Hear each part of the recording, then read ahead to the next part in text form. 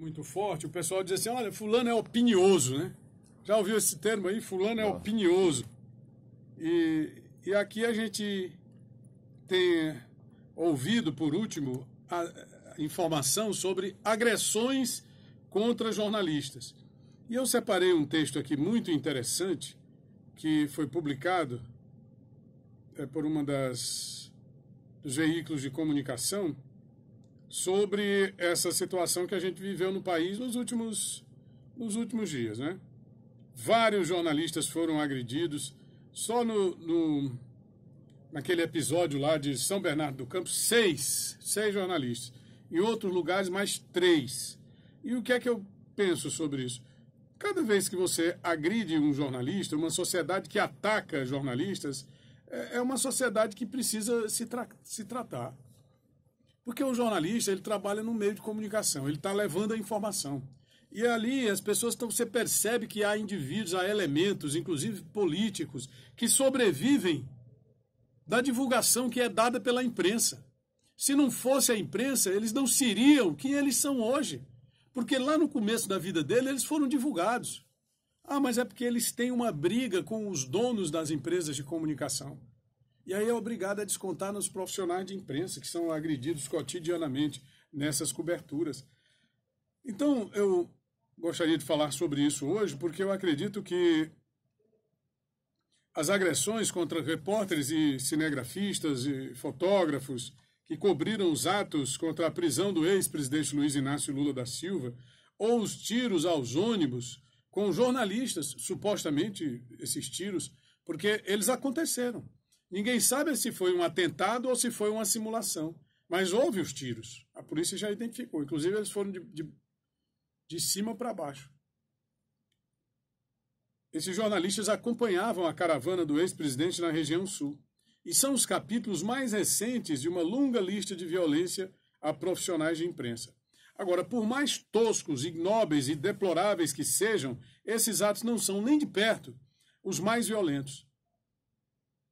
É verdade. Embora eles tenham tido uma notoriedade muito grande por conta da própria cobertura em si, mas nós temos visto colegas assassinados em grandes cidades, ou no interior do país, outros permanecendo sob contínua ameaça de morte, perseguição, demissão, até serem mortos, propriamente dito. Há aqueles difamados, processados e abandonados por seus empregadores, sem contar os que têm a vida transformada em um inferno, para que deixem de lado apurações por pressão dos poderes político ou econômico. Isso tem acontecido, às vezes, até mais perto do que você, meu caro ouvinte e espectador aqui do Facebook, possa imaginar. O Brasil é um dos piores lugares do mundo para um jornalista exercer sua profissão. É o 7º pior lugar do planeta para que você exerça a sua profissão de jornalista. De acordo com organizações que sistematizam e analisam casos de violência, a exemplo da organização Repórteres Sem Fronteiras e a Artigo 19. A situação, que já era trágica, ela piorou consideravelmente nos últimos 5 anos. Nas jornadas de 2013, junho de 2013, principalmente após as eleições presidenciais de 2014, que foram hiperpolarizadas, profissionais de imprensa passaram a ser hostilizados em manifestações a favor e contra o impeachment da ex-presidente Dilma Rousseff. Foi aquilo que eu disse aqui na rádio. Os jornalistas, eles passaram a ser odiados pela população. Um segmento odiando por conta aqui deste estímulo. Outro segmento odiando por conta deste estímulo aqui. O jornalista, ele passou a ser impedido. Dificulta-se cada vez mais o exercício da profissão de jornalista. E se você tem de um lado um determinado segmento político e o outro segmento político, você tem os próprios meios de comunicação e alguns colegas mais graduados. Porque eu não estou falando de Paulo Henrique Amorim, Luiz Nassif, blog sujo, não. Estou falando jornalista como o Chico Pinheiro, estou falando jornalista como o Ricardo Boechat, que são pessoas que se dedicam a uma certa consideração e a uma certa atenção. Embora esse jornalista, Ricardo Boechat, ele já tenha sido, inclusive, flagrado em diálogos nada republicanos com grandes grupos empresariais, combinando matérias, razão pela qual ele foi demitido da Rede Globo de televisão, com matéria publicada em primeira página de revista Veja. E essa de Chico Pinheiro ontem foi terrível, onde ele bota um vídeo em que o ex-presidente passa a ser uma ideia.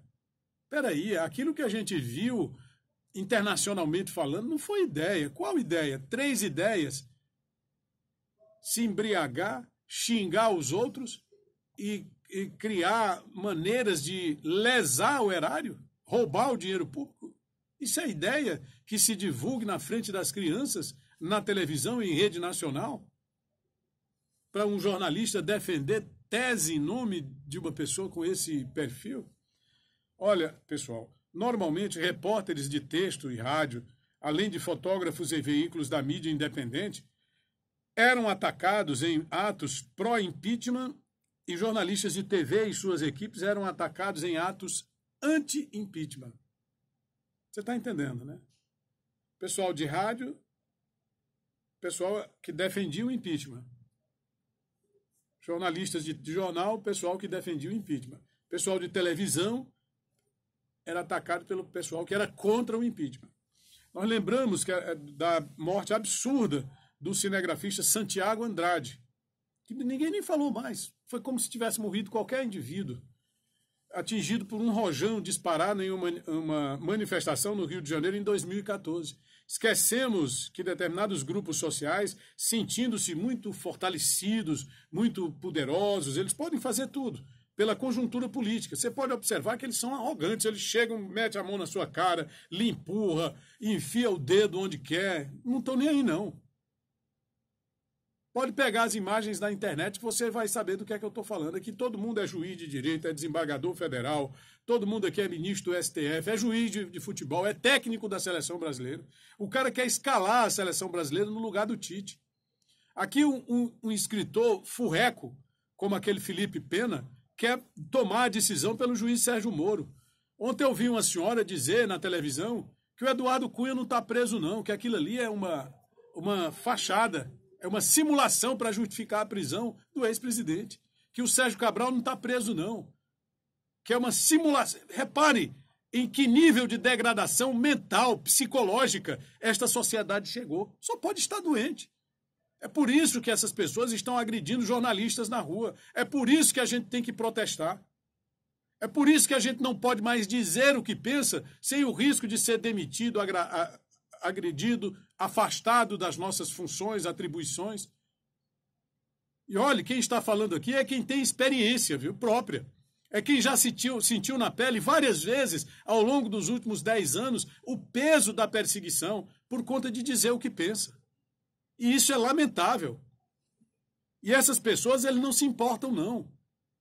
Esses que são empresários, esses pseudo-jornalistas, esses blogueiros, porque blog hoje todo mundo tem. Hoje todo mundo tem um blog. A internet está aí para isso mesmo, é terra de ninguém. Hoje todo mundo tem um site. Basta se encostar aqui, botar a asa no governo, combinar lá um pagamento, registrar uma firma, pronto, você tem uma empresa de comunicação. E pegar jornal, é só copiar e colar. Não tem matéria autoral, mas não precisa. O que precisa é justificar todo mês a veiculação de matérias de interesse oficialesco. É só isso que eles querem, para reproduzir o discurso e construir, não é, aliados, interlocutores junto a essas pessoas que não pensam, aos teleguiados, aos indivíduos que apenas replicam o pensamento dessa elite política que domina o Brasil hoje. É uma elite doentia. Essa elite mesmo, essa que manifestou, que tentou, né? Vamos fazer aqui uma comoção social. E eu disse, não tem comoção social. Não tem, foi uma coisa restrita a 1.500 pessoas lá em São Bernardo do Campo, mais ou menos uma meia dúzia ou 15 em outros lugares, e assim, quer dizer, coisa mesmo restrita a MST, a coisas específicas. Tocaram fogo em alguns pneus, impedindo as pessoas, numa sexta-feira à tarde, tornando-se cada vez mais antipatizados. Enquanto isso, nós temos problemas muito sérios acontecendo aqui no estado do Piauí. Mas a imprensa ela só vai dizer depois, porque eu tenho aqui até para dizer para você. parte das instituições do Estado brasileiro. O Brasil, que eu estou dizendo, o Estado brasileiro, é o governo federal, o governo do Estado, as prefeituras municipais, com os seus órgãos de segurança pública. Não dá a mínima se um jornalista é ferido ou morto. Pelo contrário, levantamentos da Associação Brasileira de Jornalismo Investigativo mostram que a maior parte dos casos de violência em manifestações nos últimos anos foram levados a cabo por policiais que sabiam muito bem o que estavam fazendo, uma vez que o profissional de imprensa estava devidamente identificado como tal. Agressões contra jornalistas praticadas por agentes do Estado, ou praticadas por agentes do Estado. Eles atuaram dessa forma objetivamente para censurar o jornalista e impedir a livre circulação de informações. Agora, é lamentável. Uma parte considerável da sociedade, ela não entende um ataque a um repórter como um soco na liberdade de expressão. Um pilar da democracia, que é a liberdade de expressão. Vê isso como uma manifestação do descontentamento do estado das coisas. Já que a gente não pode dar um tapa na cara do Temer, vamos meter a mão na cara do jornalista. Entendeu? Incendiada por conteúdos superficiais, distribuídos principalmente pelas redes sociais, e não acostumada ao debate público de ideias, à aceitação da diferença de opinião e à empatia pelo outro, pessoas partem para a ignorância, cedendo aos discursos fáceis e toscos.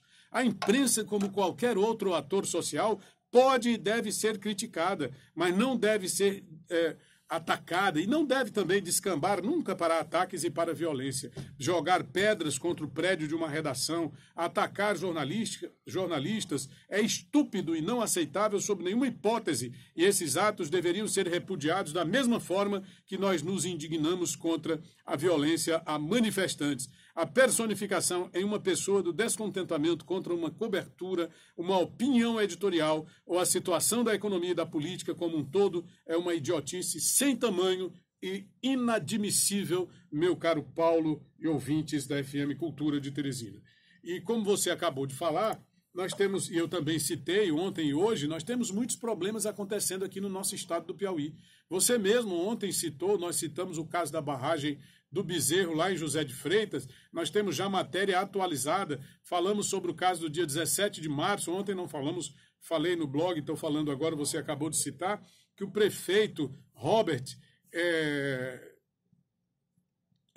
entrou no caso de 17 de março do ano passado, uma solicitação para que fosse feita uma manutenção. Mas nós havíamos falado que se o governo não tem dinheiro, que entre em contato com o governo federal, para que solicite recursos ao governo federal. Se a dificuldade